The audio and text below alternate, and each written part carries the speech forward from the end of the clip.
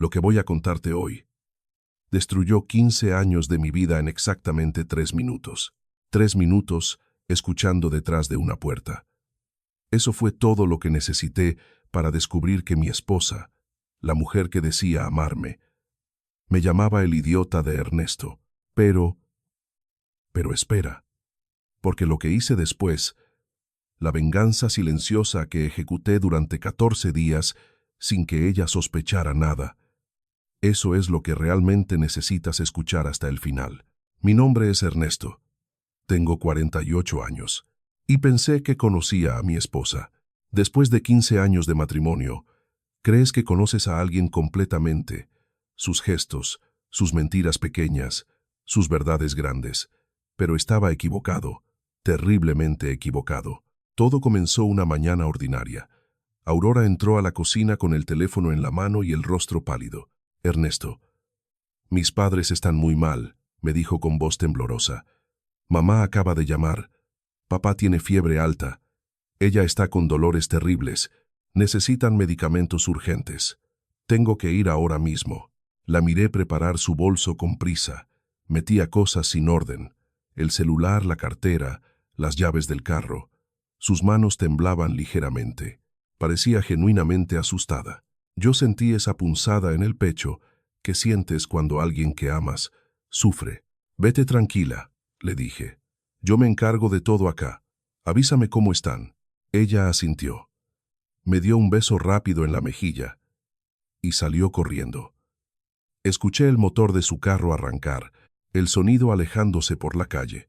Me quedé ahí en la cocina vacía con mi café a medio terminar, pensando en mis suegros, Amelia y Pablo. La idea de que estuvieran sufriendo me perturbaba. Pasaron 2 horas. Yo intenté concentrarme en el trabajo desde casa, respondiendo correos, revisando reportes, pero mi mente seguía volviendo a ellos, 2 ancianos enfermos, solos con Aurora. Entonces se me ocurrió la idea, una idea que en ese momento me pareció hermosa, generosa, llena de amor familiar. ¡Qué tonto fui! Voy a prepararles comida, pensé. Comida casera, nutritiva, reconfortante. Me levanté con entusiasmo y fui directo a la cocina. Preparé sopa de pollo con verduras frescas, arroz con especias suaves, guisado de carne tierna, ensalada, pan recién horneado. Usé las mejores ollas, los mejores ingredientes. Tardé horas. Empaqué todo en recipientes térmicos, grandes cantidades, suficiente para varios días. Mientras cocinaba me sentía bien conmigo mismo. Qué buen yerno soy, pensaba. Qué bueno es tener una familia unida donde todos se cuidan mutuamente. Aurora estaría orgullosa de mí. Incluso imaginé sus rostros al verme llegar con toda esa comida. Imaginé sus sonrisas, sus abrazos agradecidos. La sorpresa perfecta. Para una mentira perfecta, el viaje hasta la casa de mis suegros toma 40 minutos. 40 minutos en los que yo iba silbando canciones viejas, sintiéndome como el héroe de mi propia historia, el esposo perfecto, el yerno perfecto, el hombre bueno que cuida de su familia extendida sin que nadie se lo pida. ¡Qué idiota! Llegué a la casa, una casa modesta en un barrio tranquilo. La conocía bien. Había estado ahí cientos de veces. Navidades, cumpleaños, domingos casuales. Estacioné mi carro media cuadra antes. No quería arruinar la sorpresa con el ruido del motor. Bajé con cuidado. Saqué las cajas del maletero. Caminé despacio hacia la puerta principal. El portón estaba entreabierto. Eso me pareció extraño por un segundo, pero lo justifiqué inmediatamente. Claro, Aurora debe haber entrado con prisa, pensé. Está cuidando a sus padres enfermos. No tiene tiempo de cerrar portones. Empujé suavemente y entré al jardín pequeño. Todo se veía normal. Las plantas, la entrada, la fachada pintada de color crema. Subí los 3 escalones del porche con las cajas en mis brazos. Pesaban bastante, pero yo estaba lleno de energía, de propósito. Llegué a la puerta principal. También estaba entreabierta. Perfecto, pensé. No tendré que tocar el timbre y asustarlos. Podré entrar silenciosamente, dejar la comida en la cocina y luego sorprenderlos con mi presencia. Empujé la puerta despacio, muy despacio. No hizo ruido. Entré al recibidor. La casa estaba en silencio, pero no ese silencio pesado de enfermedad. Era un silencio normal, casi cómodo. Dejé las cajas en el suelo con cuidado. Me enderecé. Y fue entonces cuando escuché voces, voces que venían de la sala. No eran gemidos de dolor, no eran voces débiles de personas enfermas. Eran risas, risas claras, fuertes, llenas de vida. Mi cerebro se detuvo por un segundo, confundido. Tal vez ya se sienten mejor, pensé. Tal vez los medicamentos que Aurora trajo funcionaron rápido. Tal vez exageré la gravedad de la situación en mi mente. Caminé hacia la sala despacio, sin hacer ruido, todavía queriendo mantener el elemento sorpresa. Mis pasos eran silenciosos sobre el piso de madera. Me acerqué a la entrada de la sala, y lo que vi me dejó completamente paralizado, completamente congelado en el lugar. Como si alguien hubiera pausado el tiempo. Ahí estaban ellos, Amelia y Pablo, mis suegros, supuestamente enfermos, supuestamente al borde de algo grave, supuestamente necesitando medicamentos urgentes y cuidados inmediatos. Pero no estaban en cama, no estaban pálidos, débiles, sufriendo, estaban sentados en el sofá de la sala, completamente sanos, completamente normales, riendo con vasos de té helado en las manos. Pablo tenía el periódico abierto sobre sus piernas. Amelia estaba comiendo galletas de una lata. Los dos se veían perfectamente bien, más que bien. Se veían descansados, relajados, felices. Mi mente intentó procesar lo que veía. Busqué explicaciones racionales, lógicas. Tal vez se recuperaron muy rápido. Tal vez Aurora exageró la situación por teléfono esta mañana. Tal vez yo malentendí la gravedad. Mi cerebro trabajaba a toda velocidad tratando de encontrar sentido, tratando de no llegar a la conclusión obvia que empezaba a formarse como una sombra oscura en el fondo de mi mente. Me quedé ahí escondido detrás de la pared, observándolos. No me habían visto todavía. Seguían conversando, riéndose de algo que Pablo había leído en el periódico. Amelia se levantó del sofá con agilidad, sin ningún indicio de dolor o debilidad. Caminó hacia la cocina. Sus movimientos eran fluidos, normales. Esto no tenía sentido, absolutamente ningún sentido. Entonces escuché otra voz, una voz que venía de algún lugar más profundo de la casa, desde los cuartos del fondo. Era la voz de Aurora, mi esposa, la mujer que supuestamente había venido corriendo esta mañana a cuidar de sus padres moribundos, pero su tono no era de preocupación, no era de angustia, era casual, relajado, casi alegre. Estaba hablando con alguien, y entonces escuché la segunda voz, una voz masculina, grave, familiar. Tardé un segundo en reconocerla, pero cuando lo hice, sentí como si alguien me hubiera golpeado en el estómago con un martillo. Era Hugo, el hermano de Aurora, mi cuñado. ¿Qué diablos estaba haciendo Hugo aquí? Aurora nunca mencionó que Hugo vendría. Nunca me dijo que él estaría aquí. De hecho, Hugo vive en otro estado, a más de 300 kilómetros de distancia. Su presencia aquí no era casual. No podía serlo. Me moví con cuidado, pegándome a la pared, tratando de no hacer ningún ruido. Pablo y Amelia seguían en la sala, ajenos a mi presencia. Yo avancé por el pasillo lateral, el que lleva a los dormitorios del fondo. Mis piernas se movían por voluntad propia. Mi cuerpo operaba en piloto automático, mientras mi mente trataba de entender qué estaba pasando. Las voces se hacían más claras.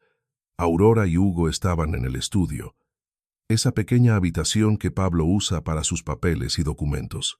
La puerta del estudio estaba entreabierta. Me acerqué despacio, tan despacio que ni siquiera estoy seguro de estar respirando en ese momento. Llegué hasta quedar justo al lado de la puerta, oculto, invisible para ellos. Y entonces escuché palabras que cambiarían todo para siempre. ¿Ya transferiste los $2,000 de esta semana?, preguntaba Hugo. Su voz sonaba práctica, metódica. como alguien revisando una lista de compras. Aurora respondió con un sí casual. Ya está en la cuenta de las Bahamas. Ernesto no revisa los estados bancarios. Nunca lo hace. Es demasiado confiado, demasiado confiado. Esas palabras me atravesaron como cuchillos. Sentí que el piso se movía bajo mis pies. $2,000. Esta semana. Cuenta en las Bahamas. ¿Qué demonios estaba escuchando? Mi corazón empezó a latir tan fuerte que pensé que ellos podrían oírlo desde dentro del estudio. ¿Cuánto llevamos acumulado ya?, continuó Aurora. La voz de Hugo respondió con números. $83,000 en total, más las propiedades que compramos a nombre de mamá. El terreno en la costa vale como 40,000. El departamento que pusimos en renta nos da 500 al mes. Propiedades, terreno, departamento, $83,000. Las palabras flotaban en mi cabeza como fragmentos de una pesadilla. Esto no podía estar pasando. Esto no podía ser real. Pero las voces continuaban, frías, calculadoras, discutiendo mi dinero como si fuera de ellos, como si yo fuera simplemente una fuente de ingresos, un tonto trabajador que producía mientras ellos disfrutaban.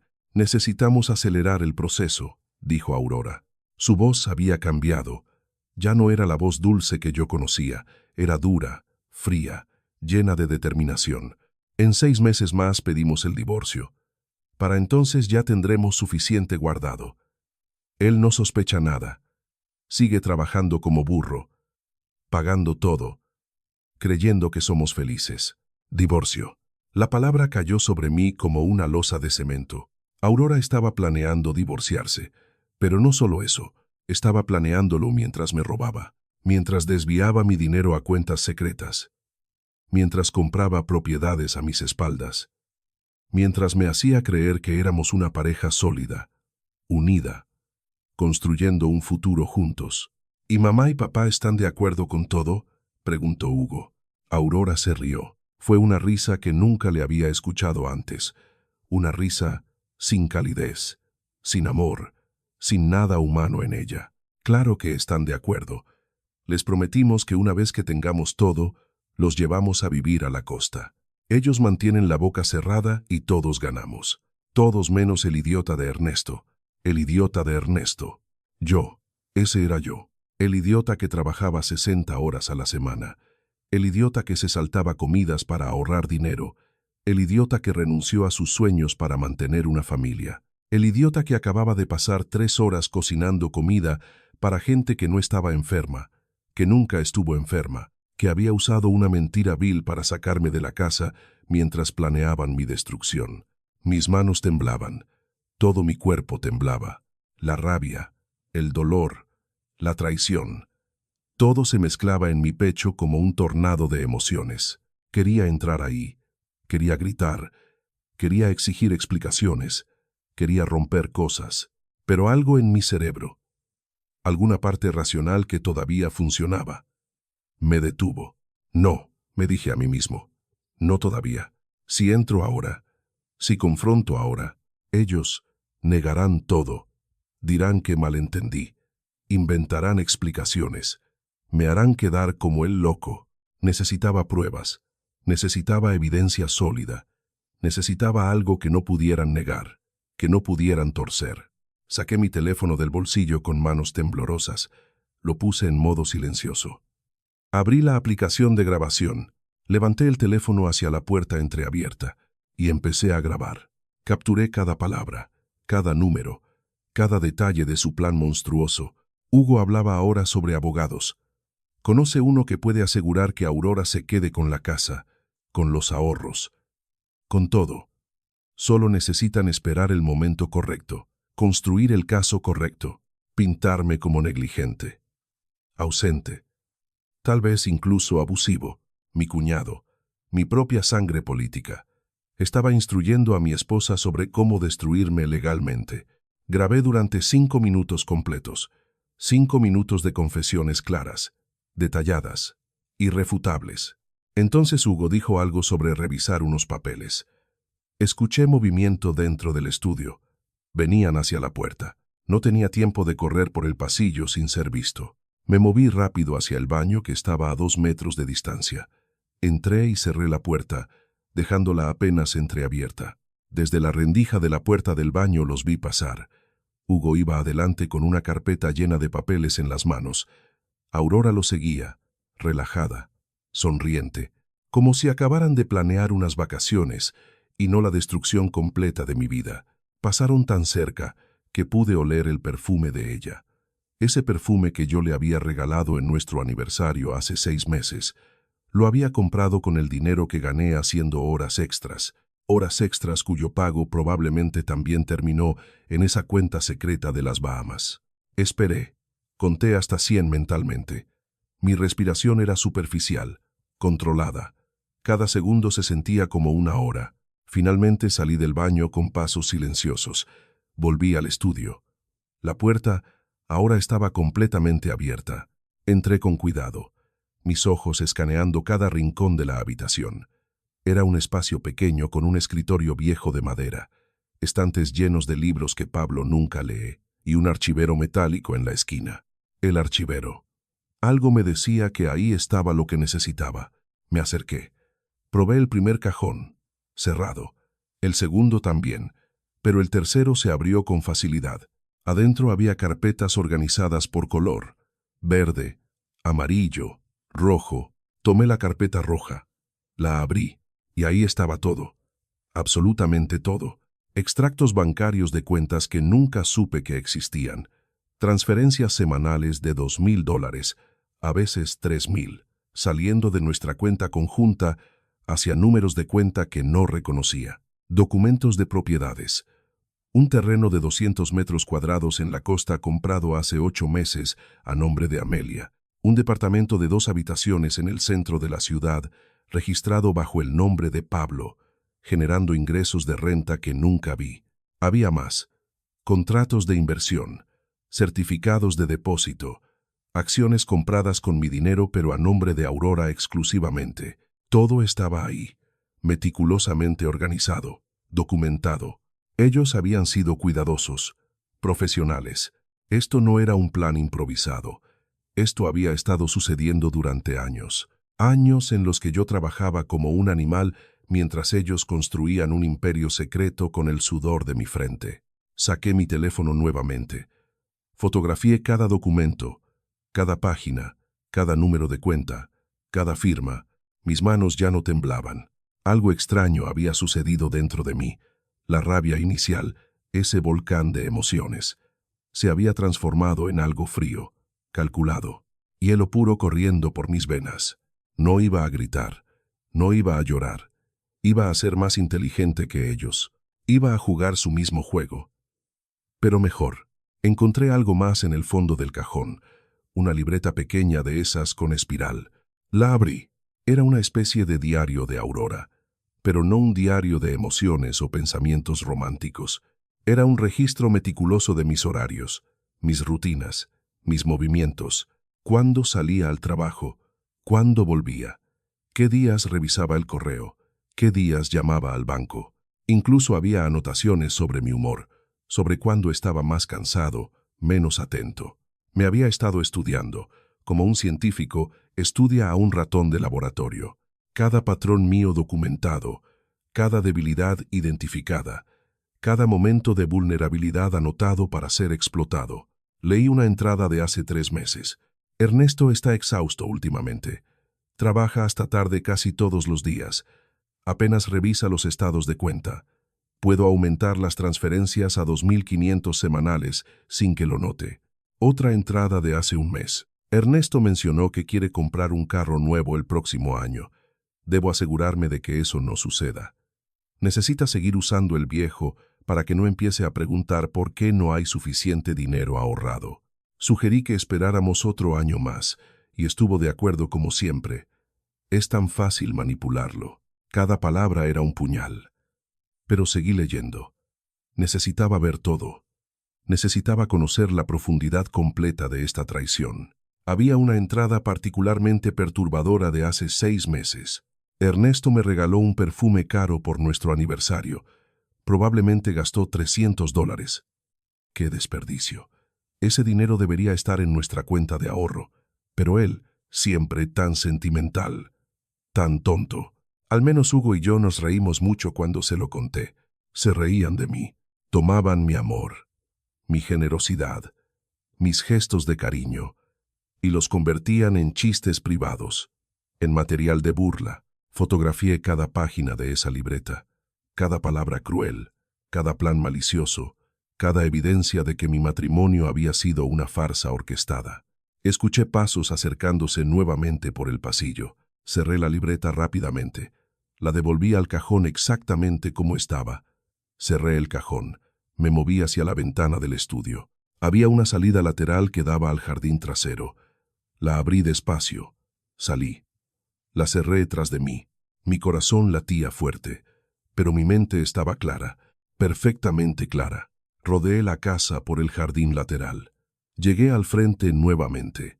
Mis cajas de comida seguían ahí, donde las había dejado en el recibidor. Qué irónico. Había venido a alimentar a enfermos imaginarios, mientras los verdaderos enfermos eran las almas de las personas dentro de esa casa.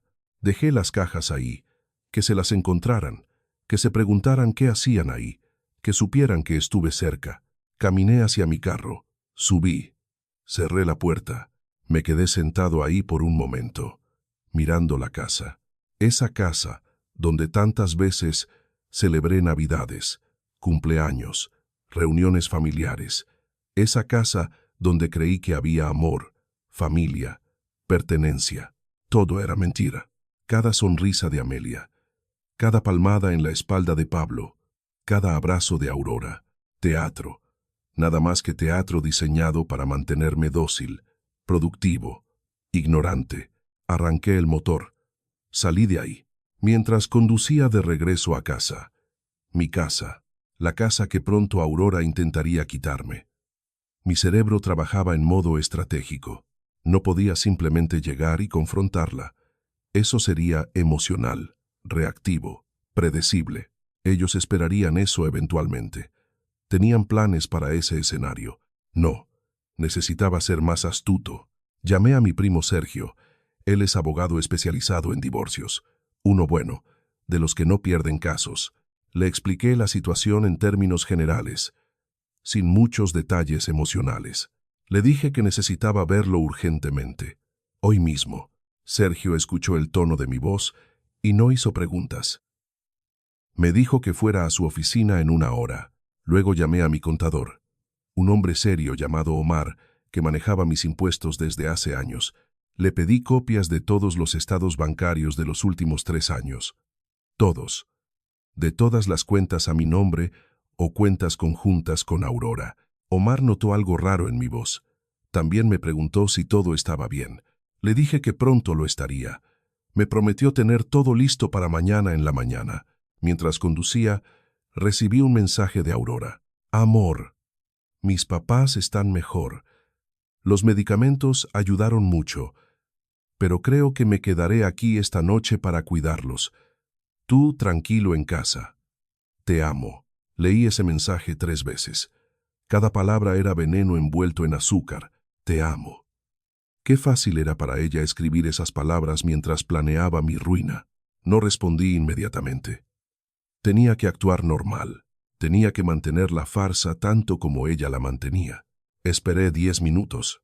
Luego escribí. Claro, mi amor. Cuídalos bien. Avísame si necesitas algo. Yo estoy bien acá. Descansa. Agregué un emoji de corazón. Casi vómito al enviarlo. Pero era necesario. Absolutamente necesario. Llegué a la oficina de Sergio, un edificio corporativo en el centro. Subí al piso 12. Él me esperaba en su oficina privada, un espacio con paredes de vidrio y vista a la ciudad. Me ofreció café. Lo rechacé. Me senté frente a su escritorio. Sergio me miró con esa expresión que tienen los abogados cuando saben que están a punto de escuchar algo grave. Cuéntame todo, dijo simplemente. Y yo se lo conté. Cada detalle, cada palabra que había escuchado, cada documento que había fotografiado. Saqué mi teléfono y le mostré las grabaciones de audio. Reproducimos la conversación entre Aurora y Hugo. Sergio escuchó en silencio. Sus ojos se iban abriendo más con cada revelación. Cuando terminó la grabación, Sergio se recostó en su silla, silbó bajito. Ernesto, esto es oro puro en términos legales. Tienes evidencia irrefutable de fraude matrimonial, ocultamiento de bienes, conspiración para cometer fraude. Esto no es solo un divorcio. Esto podría tener consecuencias penales para ella. Me miró directamente. Pero necesito que me digas algo con absoluta honestidad. ¿Quieres destruirla o solo quieres protegerte? La pregunta me tomó por sorpresa. Pensé por un momento. La rabia todavía estaba ahí, hirviendo bajo la superficie. Pero algo más fuerte había emergido. Instinto de supervivencia. Quiero recuperar lo que es mío, dije finalmente. Quiero que enfrente consecuencias. Quiero justicia. Pero principalmente, quiero salir de esto con mi dignidad y mi patrimonio intactos. Sergio asintió. Bien. Porque, si juegas esto correctamente, puedes lograr todo eso. Tomó una libreta y comenzó a escribir. Primero, no puedes confrontarla todavía. Ni siquiera dejar que sospeche que sabes algo. Cada día que actúes normal es un día más en que ella podría cometer más errores, crear más evidencia. Segundo, necesitamos congelar todas las cuentas conjuntas inmediatamente, pero sin que parezca sospechoso. ¿Cómo hacemos eso?, pregunté. Sergio sonrió. Fácil. Mañana vas al banco. Reportas actividad sospechosa en tus cuentas. No mencionas a Aurora. Dices que notaste movimientos extraños. Posible fraude externo. El banco congelará las cuentas temporalmente mientras investiga. Eso detiene las transferencias sin alertar a Aurora de que la descubriste. Para cuando ella se dé cuenta, ya tendremos todo listo, continuó explicando el plan. Necesitamos contratar un investigador privado. Alguien que documente todo. Los movimientos de Aurora, sus encuentros con Hugo, cualquier otra cuenta o propiedad que aún no hayamos descubierto. También necesitamos asegurar todas tus pertenencias personales. Documentos importantes. Cualquier cosa de valor sentimental. Si ella sospecha algo, podría intentar destruir evidencia o quitarte cosas solo por despecho. Yo asentía, absorbiendo cada palabra. Mi cerebro funcionaba como máquina ahora. La emoción había quedado en segundo plano. Esto era estrategia pura, guerra silenciosa. Sergio hizo algunas llamadas mientras yo estaba ahí. Contactó a un investigador llamado Christian, uno de los mejores según él. Christian podía empezar mañana mismo. También necesitamos preparar la demanda de divorcio, continuó Sergio. Pero tú vas a presentarla primero, antes de que ella pueda ejecutar su plan. El elemento sorpresa es crucial. Ella cree que tiene 6 meses más para seguir robándote. Vamos a cortarle esa ventana. En 2 semanas máximo tendremos todo listo para golpear. 2 semanas. 14 días de actuar como si nada pasara. 14 días de besar a mi esposa sabiendo que me traicionó. 14 días de sonreír mientras por dentro todo ardía. Puedo hacerlo, dije. Sergio me miró con algo parecido al respeto. Sé que puedes. He visto hombres desmoronarse por mucho menos. Tú tienes acero en la columna vertebral. Salí de su oficina con un plan claro. Una ruta definida hacia la justicia, pero también con un peso enorme en el pecho. Porque una cosa es descubrir que te traicionaron, y otra muy distinta es tener que seguir viviendo la mentira día tras día mientras preparas tu contraataque. Iba a ser la actuación más difícil de mi vida. Los días siguientes fueron tortura refinada. Cada mañana despertar junto a ella. Cada noche cenar con ella. Cada momento fingir que todo estaba bien. Mientras tanto, por debajo, la maquinaria legal avanzaba. Sergio trabajaba en los documentos del divorcio. Christian, el investigador, seguía recopilando evidencia. Omar organizaba toda la información financiera. Las piezas se movían en silencio. Una noche, 5 días después de que Aurora volviera, estábamos acostados en la cama. Ella se acercó a mí. Intentó iniciar intimidad. Yo me aparté suavemente. Le dije que estaba cansado, que había sido una semana pesada en el trabajo. Ella hizo un puchero. Está bien, amor. Descansa. Se volteó y se durmió rápidamente. Yo me quedé despierto, mirando su espalda, preguntándome cómo había llegado a este punto. ¿Cómo había sido tan ciego? Al día siguiente, Recibí una llamada de Regina del banco. Señor Ernesto, necesitamos que venga a la sucursal. Hay novedades sobre su caso. Fui en mi hora de almuerzo. Regina me hizo pasar a su oficina. Tenía documentos esparcidos en su escritorio. Encontramos algo preocupante, dijo. Las transferencias que usted reportó como sospechosas tienen un patrón muy específico. Todas fueron autorizadas desde su cuenta, pero la dirección IP, desde donde se hicieron, no coincide con ninguno de sus dispositivos. ¿Qué significa eso?, pregunté. Aunque ya sabía la respuesta, Regina me miró con seriedad. Significa que alguien más tenía acceso a su cuenta. Alguien que conocía sus contraseñas. Probablemente alguien cercano. Alguien en quien usted confiaba. Necesitamos saber si quiere presentar cargos por fraude. Todavía no, respondí. Primero necesito terminar de reunir evidencia. Regina asintió.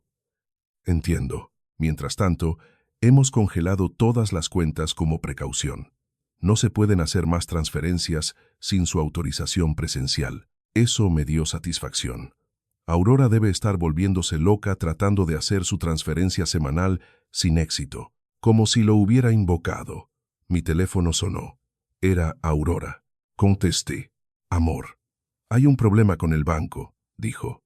Su voz trataba de sonar casual, pero detecté pánico debajo. Intenté transferir dinero para pagar unas cosas, y la cuenta está bloqueada. ¿Sabes algo de eso? Actué sorprendido. ¿En serio? No. No sabía. Tal vez es un error del sistema. Llama al banco. Ya llamé, respondió. Dicen que tú reportaste actividad sospechosa y congelaron todo. ¿Por qué hiciste eso sin decirme? Su tono se estaba volviendo acusatorio. Mantuve mi voz calmada. Vi algunos movimientos raros la semana pasada cuando revisé la cuenta en línea. Quise ser precavido. No pensé que fuera tan grave. Puedes ir al banco mañana y aclarar todo. Hubo silencio al otro lado. Podía imaginarla pensando rápido, tratando de encontrar una salida. Finalmente dijo, «Está bien. Iré mañana. Nos vemos en la noche». Colgó sin despedirse. Esa fue la primera grieta en su compostura.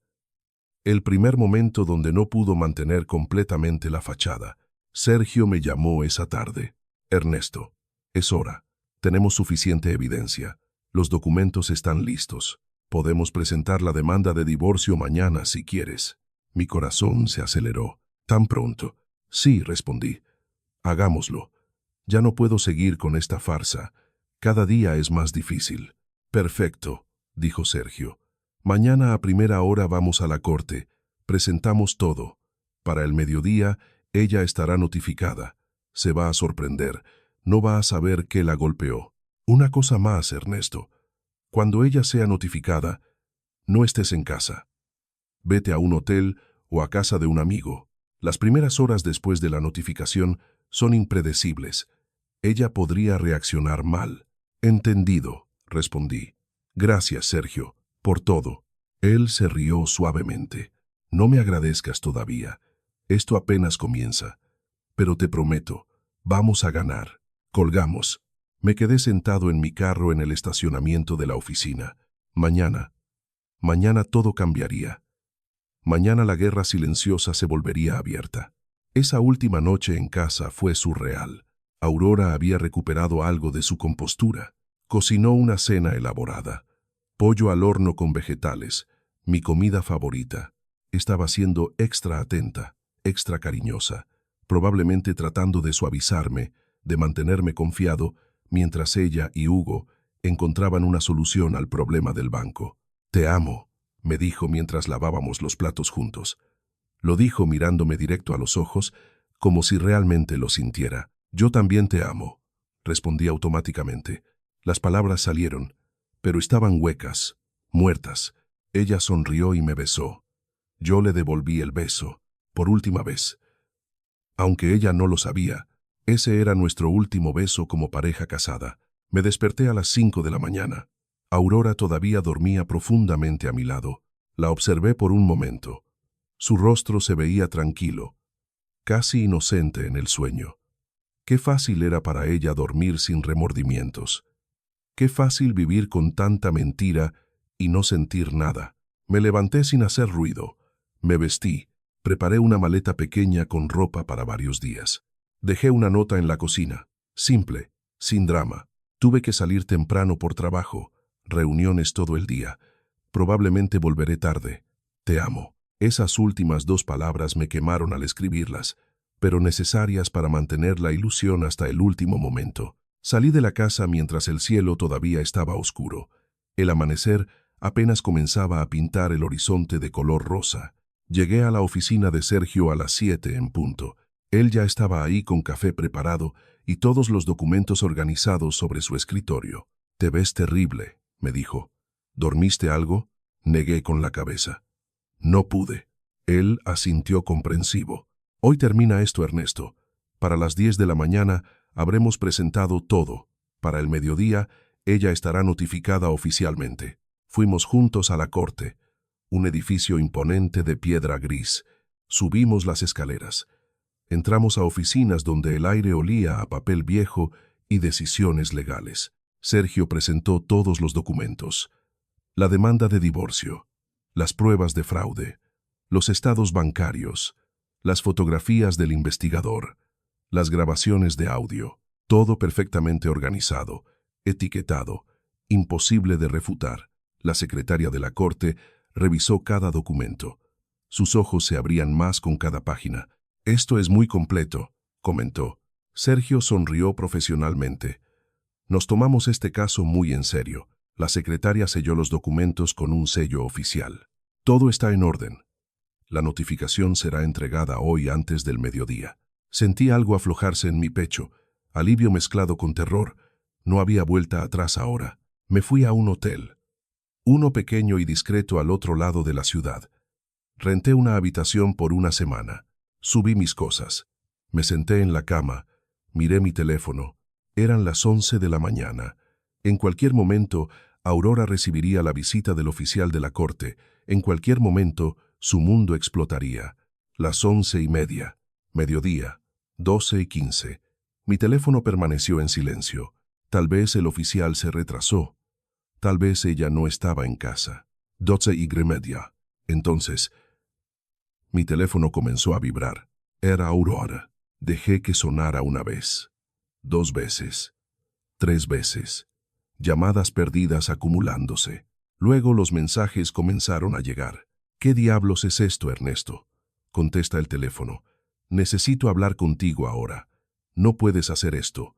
Esto es un error. Llámame inmediatamente». Los mensajes seguían llegando. Cada uno más desesperado que el anterior. Podía sentir su pánico a través de las palabras en mayúsculas. El oficial había llegado. Ella había sido notificada. La bomba había explotado. Esperé una hora completa. Dejé que la realidad se hundiera en ella. Finalmente, a la 1:30 de la tarde, le devolví la llamada. Contestó al primer timbre. «¿Dónde estás?», gritó. Su voz era pura furia. «¿Qué es esta demanda de divorcio? ¿Qué es todo esto sobre fraude? ¿Estás loco?». Mantuve mi voz tranquila, casi fría. «No estoy loco, Aurora. Estoy muy cuerdo». Probablemente por primera vez en 15 años. Ella se quedó en silencio por un segundo. Luego, su tono cambió. Se volvió suave, lloroso. «Amor, no entiendo por qué estás haciendo esto. Podemos hablar. Sea lo que sea.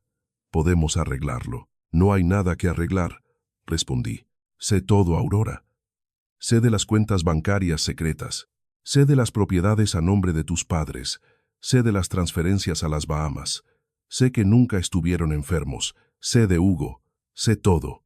Otro silencio. Este más largo. Podía escucharla respirar rápido al otro lado. Finalmente habló. Su voz apenas un susurro. «¿Cómo?». «Eso no importa», dije. «Lo que importa es que tengo pruebas de todo. Grabaciones, documentos, fotografías, todo perfectamente documentado. Y todo está ahora en manos de la corte y de mi abogado». Ella comenzó a llorar. Sollozos fuertes, dramáticos. «Ernesto, por favor. Esto es un malentendido. Puedo explicar todo. Déjame explicar». «Tuviste años para explicar», respondí. «Años para ser honesta. Elegiste mentir. Elegiste robar, elegiste traicionar. Ahora enfrentas las consecuencias.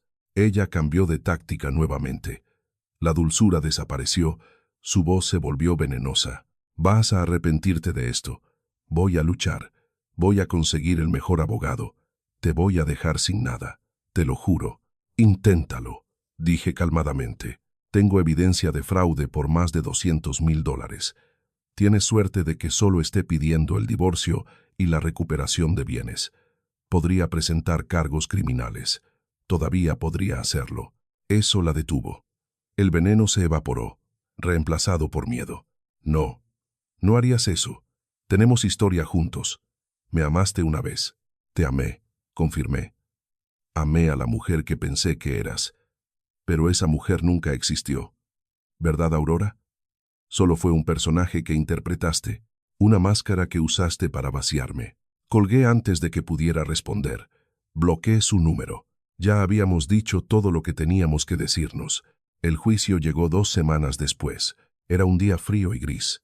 El tipo de día donde el cielo parece presionar contra la tierra. Llegué temprano con Sergio. Nos sentamos en la sala de espera. Revisamos los documentos una última vez.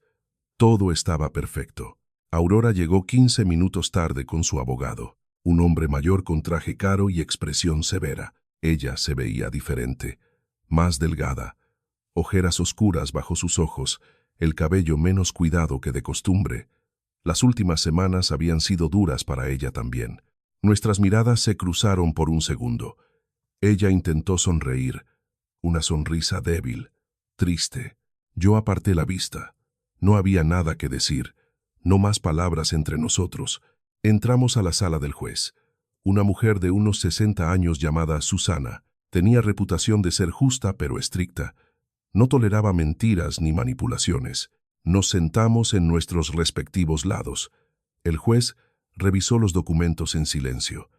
El único sonido era el pasar de páginas. Finalmente habló. Este es un caso extraordinario. En mis 25 años como juez, raramente he visto evidencia tan completa de fraude matrimonial. Se quitó los lentes y miró directamente a Aurora. Señora Aurora, las acusaciones contra usted son extremadamente serias. ¿Tiene algo que decir en su defensa antes de que procedamos? El abogado de Aurora se levantó. Su defensa era predecible. Intentó argumentar que las transferencias eran parte de un acuerdo matrimonial informal, que las propiedades a nombre de los padres eran inversiones familiares legítimas, que todo era un malentendido entre esposos. Pero sus palabras sonaban huecas incluso para él. Sabía que no tenía caso. Sergio se levantó cuando fue su turno. Presentó las grabaciones de audio. La sala entera escuchó la conversación entre Aurora y Hugo. Sus propias palabras condenándola: ya transferiste los $2,000 de esta semana. Ernesto no revisa los estados bancarios. Nunca lo hace. Es demasiado confiado. El idiota de Ernesto. Cada palabra cayendo como martillazos en la sala silenciosa. Vi a Aurora hundirse en su silla. Su abogado intentó objetar. Argumentó que la grabación fue obtenida sin consentimiento. Sergio respondió calmadamente. La grabación fue hecha por mi cliente en propiedad privada, donde él tenía derecho legal de estar. No se requería consentimiento. Además, tenemos evidencia documental que corrobora cada palabra de esa grabación. El juez Susana estuvo de acuerdo. La grabación era admisible. El veredicto llegó rápido. Las propiedades adquiridas a nombre de los padres de la señora Aurora serán transferidas inmediatamente al señor Ernesto como compensación parcial. Todas las cuentas bancarias identificadas en este caso serán congeladas y su contenido será dividido con el 70% yendo al señor Ernesto y el 30% a la señora Aurora. Aurora comenzó a llorar más fuerte. Su abogado pidió clemencia. Argumentó que el 70% era excesivo. El juez, Susana, lo miró fríamente.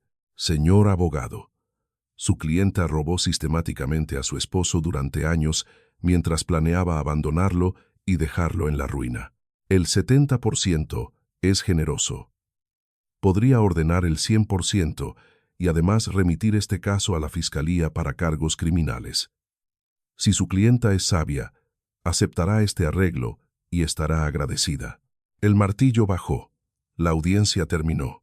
Aurora salió rápidamente de la sala, todavía llorando, su abogado tratando de consolarla mientras caminaban. Me quedé ahí parado por un momento. Sergio me dio una palmada en la espalda. «Lo hiciste bien, Ernesto. Justicia fue servida». Asentí.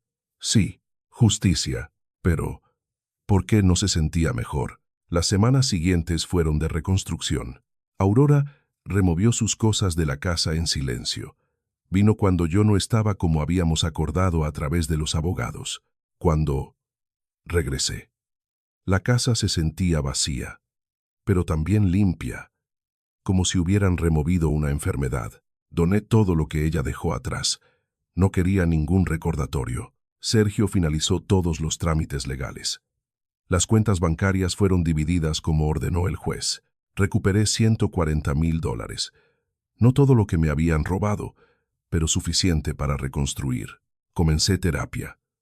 Un terapeuta llamado Omar me ayudó a procesar todo. La traición, la pérdida, la reconstrucción de confianza fueron sesiones difíciles. Tuve que enfrentar que no solo había perdido un matrimonio, había perdido 15 años de mi vida, años que nunca recuperaría. Pero Omar me ayudó a ver que no todo estaba perdido, que yo todavía tenía tiempo, que a los 48 años mi vida no había terminado. Apenas comenzaba realmente.